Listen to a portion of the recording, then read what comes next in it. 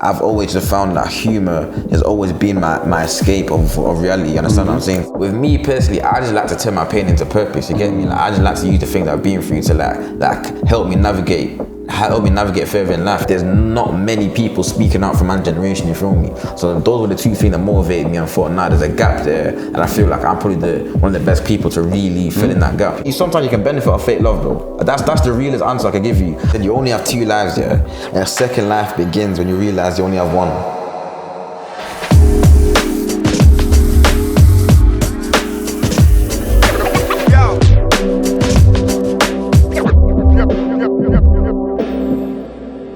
Past, Present, Future, episode 38. That's so 38, you know, that's crazy. We are here with the one and only GOAT, Billy the Goat. Yeah, I'm there, man. Billy, M1 Billy, Starboy Billy, you kept me Bill Foden, Billy, Sumaker Millie. I got bare AKAs, man.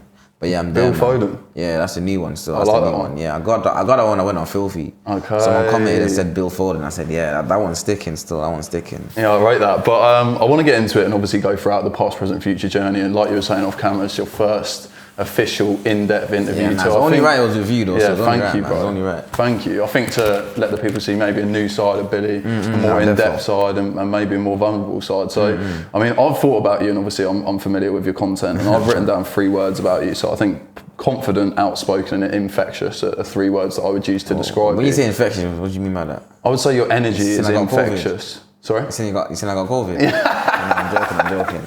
Nah, I feel you though, We say confident, yeah, outspoken, yeah, and infectious. Yeah, I like that. I like the infectious one still. That was out of the box. I like the infectious one still. Okay, but I wanted to tap into the confidence first and ask you, from your past, so potentially your upbringing, where do you think that confidence comes from?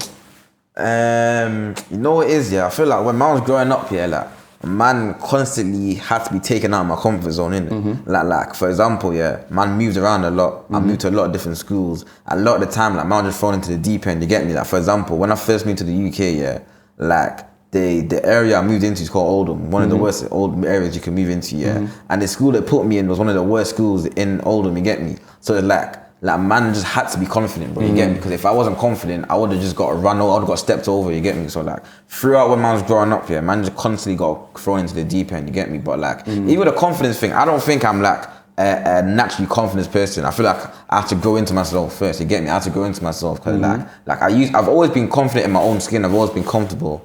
But at the same time, though, it's a thing where it's like I'm introverted, because in a way I don't like open up to people, you get me? But I'm not shy, you get me? I'm not shy. Like when you actually know me, you know I'm not shy, you get me? But yeah.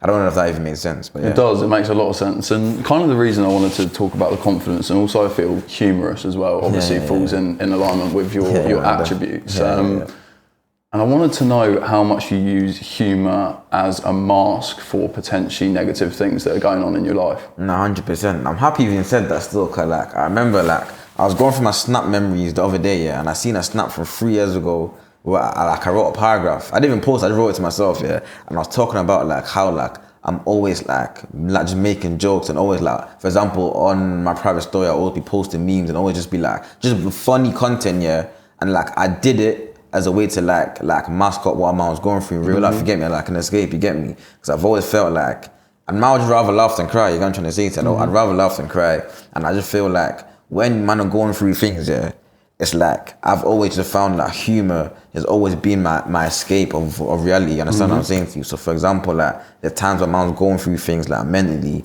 and like we used to watch comedians, I used to watch like the Filthy Fellas and Specs and Lippy, and I used to watch like Dave Chappelle and these man, just cause like I always realised that when I'm laughing, when I'm joking, that's what's making me forget about the like what man's really going through, you get me? So it's like, even with my brethren, if my brethren was to tell me that, oh, this happened to me, obviously I'm not gonna say I'll make a joke straight away, but I will do what I can to like make him see a humorous side of it, you feel me? Because like that's just the way I've always been, you get me? That's the way I've always been. Yeah, I thought so, and the reason I asked the question is because I remember specifically the other day with the Lippy J1 photo, and you quoted it and you said, if Lippy and J1 can put their differences aside, why can't my mum and dad? So I wanted to ask you about that situation, and I guess not on the humorous side, how painful was that situation of your parents? You know what it is, you see my mum and dad, yeah, like, it wasn't a thing where they had like, I just woke up one day and they split up. It was never like, through man's growing up, yeah, they were never really like, I can't really remember a time when my mum and dad were like that, you understand what I'm saying to you? So it's a thing where like, it has been an ongoing thing, and you know what it is, man, it's like, it's just about understanding, and it teaches you a lot about life, but it teaches, like, me speaking to my mum, yeah, and her like opening up to me about like what's actually gone on between her and my dad, yeah, like it taught me a lot of lessons. And obviously like growing up, yeah, as a boy you idolize your dad, innit? But it's like you reach a certain stage where you start to realize like everyone's human, you get me, everyone's human, and you just start to understand that like things they know is what they see, you feel what I'm trying to say to you? And like, yeah man, I feel like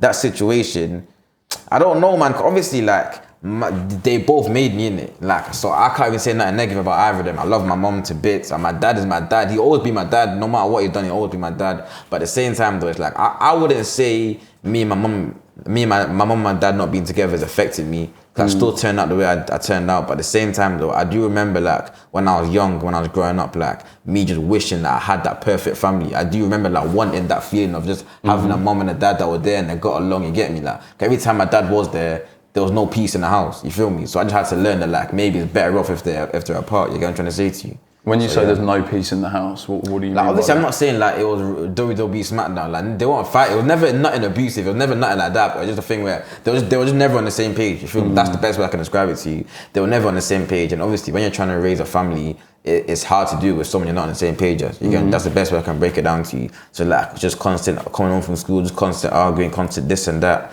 And then you just got to a stage where I just kind of realised that like maybe things are better off the way they were before, you get what I'm trying to say to you? So yeah man, but big up my mum and my dad though. I don't want you lot to think that man, you get me? No, 100%. It makes a lot of sense, but I saw it the other day and it was poignant to me, and it kind of fitted in with that humour to mask pain theme.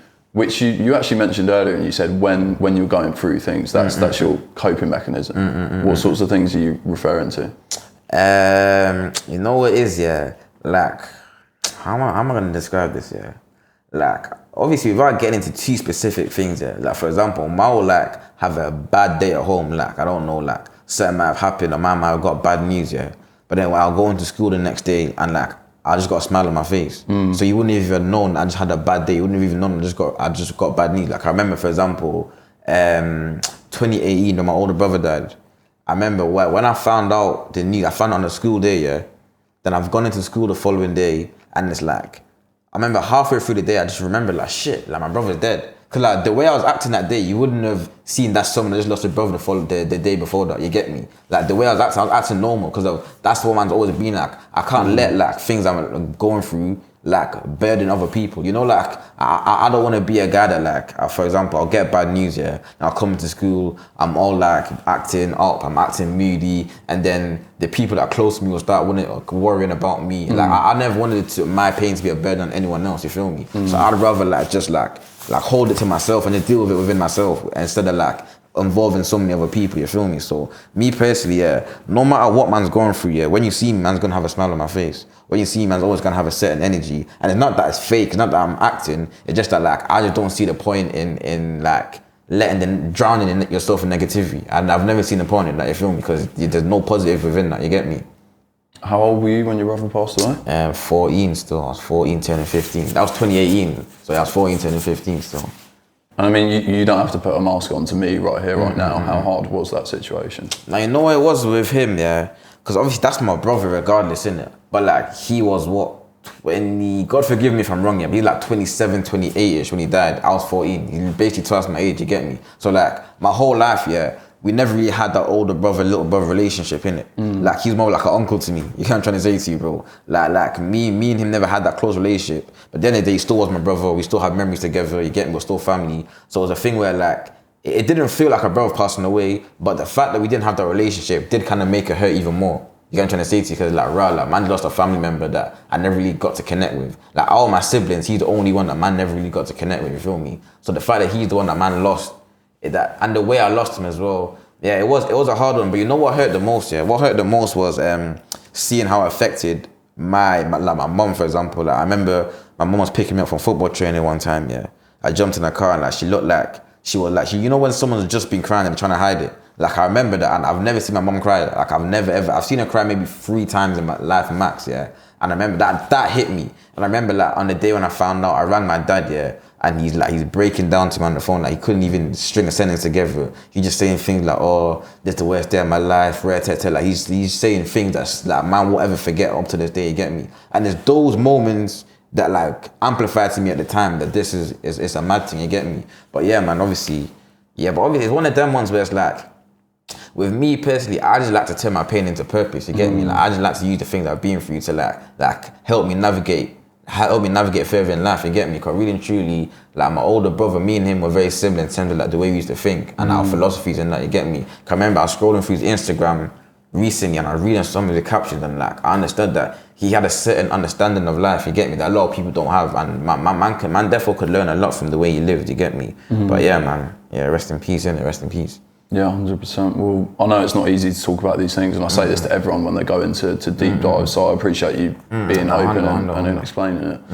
One of the words that I mentioned was outspoken, so I wanted to understand a bit more about that from like a youthful perspective. Yeah. So how much trouble did you get into at school and stuff being outspoken? It's mad, but I wasn't even naughty in school, bro. On my life, I wasn't. Like, people think, you know what it is, I'm cheeky, innit? I've always been cheeky, but I wasn't naughty in school. Charming. It's like, yeah. Because when I was in school, for example, yeah, like, I will say like, you know when the class goes quiet and there's that one guy that just says something that he shouldn't be said. I was that guy and I'll say something mad funny, yeah. But I wasn't naughty though. Like I was a guy, if the teacher would be like, oh, Bilal, stop this, I'd stop. You get me? I wasn't naughty. I would never like rebel. I would never go out of my way. You know, like certain man would like, they would do the most to get sent out. Like they want to get sent out. They want to get attention because they feel like it gives them validation or something. I was never on that. Obviously, I had a Nigerian mum, bro. If they ring my mum, I'm cooked. You get me? So I was never trying to get in trouble. But at the same time, I was cheeky. I'm not gonna lie. I had a big mouth, but it never really got me in too much trouble because I understood like my boundaries. You get me? I understood my boundaries still. When at school, what were you thinking towards like in terms of career path? Because from my perspective, I know YouTubers have been around for ages, but in terms of like media personality or like a young Philly type character, it's kind of new. So what were your prospects at school? You know what's so funny, bro? Like, you know I wanted to be a doctor.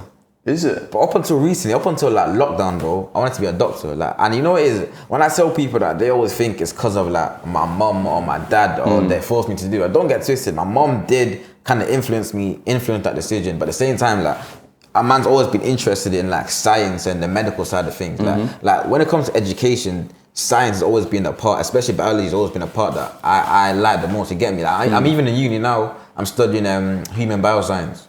You get me? Yeah, so like that side of things always interests me the most, yeah. But it's like during lockdown, when I was in college, I was doing my A-levels during lockdown, you get me? And obviously I was doing biology, chemistry and maths, the 3 hardest subjects you could do, yeah. And like, cause we was at home, we learned from home, that made it a million times worse. So it's like, I couldn't motivate myself to revise, I couldn't motivate myself to do anything. And when you're trying to be a medical student, bro, like you gotta be like the top 1% in the country. And man just didn't have it in me anymore. Like I feel like I just lost that. I was always a good student, don't get twisted, always. But during lockdown, I just lost that flame in me, you get me? And I feel like that's where like the creative side of me was birthed. Don't get twisted, I've always loved content. I've always like wanted to be a part of what's going on in the scene. But like, I just never, because of where man was from, who man was around, yeah, I just never seen that realistically happening until lockdown. I just told myself, nah, fuck it, let me just go for it. You get me? What changed? You said you never saw it happening until lockdown. Yeah, literally, like, I wouldn't even say anything changed. I said it's just my mentality, bro. Like, man just looked at life and I thought, bro, like, I remember I was watching a video, yeah, old people giving advice, yeah. And there's one woman, she said that, what did she say again? She said, you only have 2 lives, yeah, and your second life begins when you realize you only have 1. You get me? I said, nah, I need to take that in still. I need to do something. Like, I realized that man's purpose is bigger to just like work in an office or just have a normal job. And I'm not disrespecting any 9 to 5 because I know a lot of them are passionate about their jobs. Or me personally, I just lost that passion for like education and that. So I just thought, fuck it, let me just, like, I've always been into the creative side of things. I've always been into music. I've always been into like entertainment. So let me just pursue that. You get me? Obviously, don't get twisted. I'm still in uni. I still have, that option is still very much open. I'm still 19, bro. I'm still young, you get me? But like right now, this is my main focus. And I know my mom would hate to hear that. I'm sorry, my man. You get me, man. You get me. It is what it is, man. When you decided to give it a go, and I'm interested about this, and I think from my perspective, if I'm looking at the industry from where I sit, I like to see, okay, I see a gap here and that's what I want to plug. What gap did you spot? Bro, my age and where I'm from. Like, bro, I will show you, like, when I first decided to do what I did, yeah, I remember I sent bare emails out to like every media company in the world, bro. Like bare emails, GRM, Link Up, Mix Up. I was like, but then the main thing I said to them was, like I'm 18, and I wasn't even 18, I was 17, I was like, oh, I'm 17, and I feel like there's a gap in the market for people my age. And another thing I said was, I'm from Manny, I feel there's a gap in the market for people out of London as well, you get me? So from early, those were the two gaps that I identified, you feel me? Like my main goals, like my main short-term goals were always to like become a voice for my generation and become a voice for where I'm from as well, you feel me? Because I feel like being Manny is a main city, bro. Like outside of London is really Manny, if we're being honest, bro. And the fact that Manny ain't really got a voice like that, well, that's not good enough, crazy, you get me? And especially my generation as well. All the things that people my age have been through, like all the historical moments that we've had to live through, bro. We had to grow up witnessing, and like there's not many people speaking out from my generation, you feel me? So those were the two things that motivated me, and thought, nah, there's a gap there, and I feel like I'm probably one of the best people to really fill in that gap, you get me? So alhamdulillah, it's paying off, man, it's paying off. I'm getting there, so I'm getting there. 100% agree. You said people from Manchester, the things that they go through and stuff like that. I don't know, what sorts of things do you go through? No, because even when I say from Manchester, like, things we go through, I'm just talking about more from an aspect of like, Manchester, yeah, it's just its own thing. And obviously, like, the UK is the UK. I'm not asking it's a different country, yeah? But at the same time, though, it's like, it don't make sense how, like, we have the whole scene and every voice is from the same city. I don't think that makes sense, bro. I feel like man need an outside perspective, you get me? And I feel like that's helps, man, bro. The fact that man's not in the mix, yeah? Like, even when I give him my opinions are always mad different to anyone else. When I'm speaking on things, I'll speak on it from a mad different angle to anyone else, you get me? And that's because I'm man from a different, obviously I'm from a similar walk of life, man, I've still been through similar struggles. I'm from a different place, you get me? So yeah, man, yeah. What sorts of struggles? Obviously, like, financial, man, that's like the main one, bro. Like, for most of us, I feel like I don't want to just say black, but like most people that grew up like me is financial struggles. Like, obviously my mom, like, she always struggled, like, she had a degree, yeah, but she always struggled getting a job, because obviously I lived in Ireland before I moved to the UK, yeah. And it's like, when we lived in Ireland, there was a mad recession, so she struggled getting a job. And even when we moved to the UK, yeah, she didn't get a job for like a year and a half or something like that. So financial struggles was mad. And the fact there was a single mom with 4 children as well, 3 boys, 1 girl. So yeah, financial struggles was crazy. And obviously, like, little things, like personal things as well, like identity. Like, finding your identity, bro. Like, a lot of people that grew up the way I grew up, yeah, they have like an identity crisis. They don't really know who they are. That's why, like, so it's so easy, like, for like man to end up getting sent to conch, or man to jump on road, or man to do this and do that, because like man don't know who they are, bro. Man are searching for validation and looking for a purpose, you get me? And when someone's purposeless, it's not easy to lead them down the wrong path, bro, you get me? I'm trying to say to you. So like, I feel like man definitely went through that, but I'm lucky that man kind of like had that validation within myself. I was never the kind of person that looked for validation from other people, you get me? But yeah. That's important. I'm glad you've gone into the Manchester subject, because I did want to ask you, and you kind of touched upon it in one of your earlier answers. I was going to say to you, do you think because there's no voice and because there's no blinding light shined on that area of the country, do you think it's a positive for you or a negative? Nah, it's definitely positive. It's a positive, man. Because like I feel like that just made man different, bro. Like, don't get twisted. There is creatives in Manchester. I'm never gonna cap, but there's radio stations, there's YouTubers, there's creatives in Manchester, yeah. But like, a lot of them will use the fact they're from Manchester as why they're not doing these things. But with me, the thing that differed me from everyone else, I said, bro, fuck that. I don't care if I'm from Mali, Wales, Japan, Australia, bro. Like, I want to do this, innit? Like, no one's gonna stop me from doing this. So me living 2-3 hours away from London isn't gonna stop me from getting what I wanted to get. You get me? That's why I'm in London basically every week, bro. Because if man's got a goal in man, but man's gonna do what it takes to get there, you get me? I'm never gonna use the fact I'm from Mali as an excuse. And when you start using it as an excuse, that's when it becomes a negative, you get me? But the fact that I used it as a positive, I used it to empower me. I just said, nah, fuck that, bro. Man's from Mali, you get me? Like, I'm from Mali, I'm representing Mali. I'm from Ireland as well, I'm also representing Ireland. Because my Irish people always get onto me saying I don't rep them enough. But man's from Mali, I'm from Ireland, you get me? And man's gonna use that as a way to like make me different from everyone else. Because the scene is very samey, you get me? So yeah. You mentioned there that you come down to London all the time, and I did want to speak a little bit about the present and to kind of understand the hard work, which I think for creative people across the board, no one sees. How hard do you work? Bro, you know what it is, yeah, like even when I'm talking to girls, for example, they'll be like, oh, you're always busy. But like, from the outside looking in, it looks like I'm always busy. But you know what it is with me is like, because of a lot of the work I do is in London, yeah, I have to be smart of how I'm planning things. For example, I told you I got a gala to do today. I had a shoot yesterday. I'm doing your thing today. Like, when I'm going to London, I've got to make sure I'm doing a lot in that space of 2-3 days, you get me? Because like, I can't just go there just for like a one thing, I'll come straight back, you understand? But in terms of how hard I work, I work very hard, but I'm not gonna lie to you, I do work very hard. But the reason why I don't feel like I'm working hard is because of this what I want. Cause like this is what I want to do. Like I chose to do this, so I can't complain, bro. And I knew I would have to do this to get where I am now, so I can't complain, bro. And I'm not gonna lie to you, like cause I'm from money, I understood that man's gonna have to work 10 times harder than man from London to get where I need to be. You get me? And me personally, even though I've worked super hard, I still don't feel like I've done the most to get where I am now. I still feel like my talent has carried me through, and don't get twisted, my hard work has carried me as well, but mainly just because I'm good at what I do. That's why I got opportunities. It wasn't because of how hard I worked to get me. Speaking about opportunities, so obviously M1 podcast, Filthy Fella's appearance, HC podcast, and Hype Reacts, and then a whole host of other stuff at festivals and stuff like that.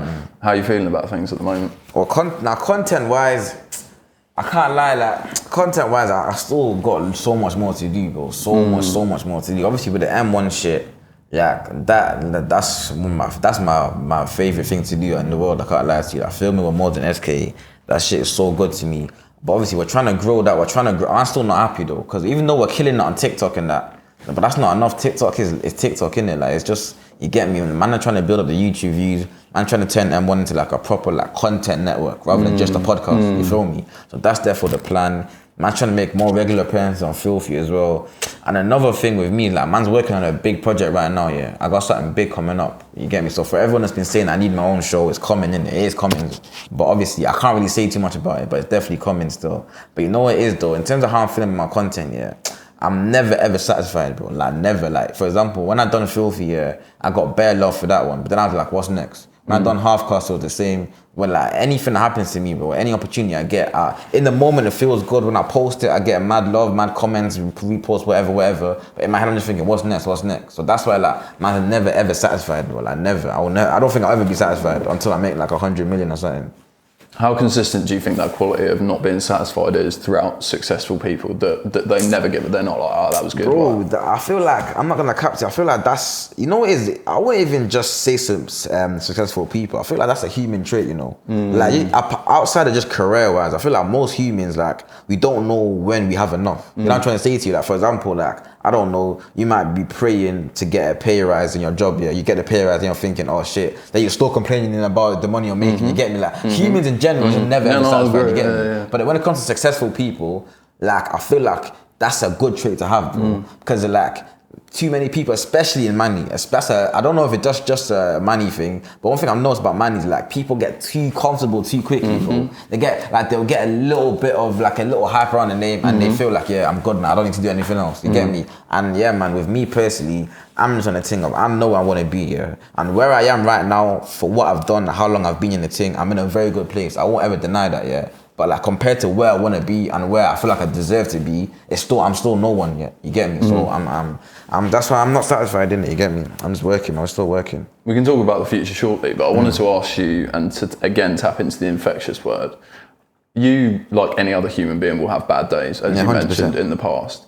How do you deal with having a bad day and knowing that you have to shoot a piece of content where you need to be your energetic self? Nah, you know what it is? You know what it is with me, bro? Like. One thing I'll say is, Billythegoat is not a character, bro. This is just me. This is how man is, bro. So if I have a bad day, bro, I'm gonna go on the M1 podcast. I'm gonna talk about the bad day I had. Don't get twisted. I'll talk about it in a humorous way. I'll make jokes about it. But like, I'm not gonna pretend to be bare happy if I'm not. You get me? Like, my job is to be myself, bro. So like, and part of being yourself isn't just showing the happy side of you. If you have a bad day, talk about that as well, bro. You get me? That is transparency. That's how you build a fan base through transparency. And secondly, it's a thing of like, bro, like, I'm not gonna lie to you, like, you see when it comes to having a bad day, like, if I have a shoot, then that makes my bad day better. Cause it's like, bro, like, that's like therapy. Like, man needs to know, like, doing content like therapy to me. Like, it reminds me of like when I used to play football, for example. When I used to play football, bro, like, I remember like me training, I could have the worst day ever, When I go training or when I play a match, it's like I'm forgetting about everything that happened that day, you get me? Your flow state. Exactly, bro. So like, even me having a bad day, if I have to go to a shoot on a bad day, that's even better. That's the best thing possible. That's where I want to be. I want to be in front of camera 247, you get me? So yeah, man, Good answer. Yeah, man, come Very on. good answer. So we spoke about outspokenness a little bit earlier, but I wanted to ask you about the potential repercussions. So obviously we work in an industry where there's potentially dangerous people, that and the other. So How do you feel about being so outspoken and the potential repercussions of Bro, you know what rubbing it is, people up the wrong way? You know what it is? That's one thing I've never been sure about. I remember Tiny B used to ask me the same thing. He's like, what are you actually on if a man just bangs in the face? And bro, you know, big man thing, I think, and it sounds funny, but it's actually realistic. Because bro, some of the things, like for example, I was at Made You Think, done like a barbecue kind of thing yesterday, yeah? A man's there, yeah, and I'm seeing bare rappers that have dissed. And the thing is, I know they probably know that I dissed them, but in my head I'm thinking, bro, like, man just being honest, bro. And I feel like if you're saying the truth, if you're saying your truth, yeah, then you just have to gotta live with it. Like, don't get twisted, there's certain man that just clout chasing. They'll diss man just for clout, and them kind of man deserves to get banged in the face. But me personally, I'm just saying my truth, you get me? Like for example, I'm going to the JRM Gala today, bro. Man's gonna see bare rappers that I spoke negatively about. But if they come up to me and be like, oh, what's this about? I'm having an honest conversation with you and saying why I said what I said. If you can give me a reason as to why you thought I was wrong, I'll admit that, I'll admit I'm wrong, bro. I'm a very reasonable person, you get me? But that's why, like, when I'm giving my opinions, I try not to do the most for clout or say something's gonna get reaction. I just say exactly how I'm feeling, you get me? But in terms of potential repercussions, obviously I'm not denying anything might happen. Something could happen, yeah. But I don't live my life in fear of, oh, this might happen. I don't like not tweet about a man because, oh, I might see him next week. Nah, man, like, you get me? Whatever happens, but it's my truth, innit? You get me? No, that's another good answer. It's interesting though, because I was just thinking about, obviously I follow you and stuff, and I see these things and I'm like, if I was that guy. I do hear you. Don't get twisted. There's a lot of man that probably look at this youth thinking, bro, like, I can't wait to find you. But bro, when you find me, innit? You get me? That's it. I wanted to talk to you about, so you're on a great curve. You're doing amazing at the moment. And with success comes fake people sometimes. So I listen to Mally a lot, NSJ Mally. Everyone knows that I'm a big fan of his. And one of his lyrics, I was listening to it earlier and I was like, it ties into the conversation. He says, people try and force themselves into my life. So when things go right, they can say that they've been there. I big up Mally's my dog as well. But big him up, that's a real bar still. How many people would you say have tried to force themselves into your life off the back of the success? Oh my days, bro. You know what's so mad, yeah? It's like, I can't even put a number on it, yeah. But it's like, bro, like, I even put it on my private story today. It's like, every time a man hits me up, yeah, it's always about, like, what I can do for them and never what they can do for me, you feel me? Like, the fake thing, you know what it is with the fake thing is, like, I've always known I was going to be this person. I've always known that. And I feel like when people let fake people into the circle, yeah, it's because they didn't know who they were gonna be. They like might have blown up accidentally, and then all of a sudden they're getting bare love. So they just like they don't know how to act. They don't know how to deal with it. You get me? But with me personally, because I knew who I was gonna be, yeah, I just had to analyze the people around me and just know who's who. You feel me? So like from the outside looking in, it might look like, oh, I fuck with everyone. I'm at every event. I'm with every influencer, every this and that. But I know who's who. You get me? I know who people I can let in and really open up to, and I know the people that are just people that like, they're just like colleagues. I just keep them at arm's length, you get me? And I have felt a lot of fake energy, bro. But with me personally, like, people will ask me, oh, how do you deal with fake love? I just don't deal with it, bro. I just let it do what it does, because you know, sometimes you can benefit of fake love, bro. That's the realest answer I can give you. Sometimes you can benefit of people, like, because there's people that only show me love, yeah, or they only want to be around me because of my things popping in it. But if I'm benefiting of you being around me, it is what it is, bro. Like, life is transactional, bro. If we're being honest, everything's a business, bro. Like, if I'm benefiting of you, you're benefiting of me, then calm, you get me? Like, you get me? It's that simple, but that's the best thing I can say to you, bro. Like, it is what it is. And when it comes to the fakeness, like, man's seen bare fake, especially being from money as well, bro. Cause I'm one of the only people doing what I'm doing, and I'm so young. Man's getting so much people, like, being like, oh, my brother this, like, oh, this and that, like, trying to act like we're closer than we are. And you know what it is, like, I'm not the kind of guy to be like, oh, fuck off, I don't know you. I'm not that kind of guy in it. I'll be like, yeah, whatever. I'll play up to it, but in the back of my mind, I know that this ain't real. This ain't real, you get me? You're on a fake thing, you get me? So yeah, man, it's all about, like, I feel like people feel like they have to do the most to get rid of fake love. No, bro. You just need to acknowledge in your mind that this is not real. This is not real, you get me? You just need to know. It's that simple. The minute you know, you're never gonna get, like, you're not gonna get stabbed in the back, you're not gonna get snaked, because you've seen it coming already, you get me? But yeah, man. Interesting. So let's talk about the future. Earlier when I listed off the plethora of shows that you've been on and been part of, you said you're not satisfied. Yeah. What does satisfaction look like in the future? Bro, that's such a great question. I don't even know. I don't think I've ever felt satisfaction before, bro. Big man thing, like, true satisfaction. You know what it is, yeah? I've just got so many, because I put a lot of pressure on myself of who I want to be, yeah? And I've got so many, like, things I need to tick off, even like minor things I want to do, yeah? And it's a thing where it's like, like I just have to look at myself at which ones are realistic, which ones can I make happen now. So for example, like I said, this project I'm working on, I got my own show coming on like a big platform. Obviously, I'm not gonna say too much, but I got a show coming in. Remember that. And it's a thing where it's like, this show has been in the works for so long, bro, like so long.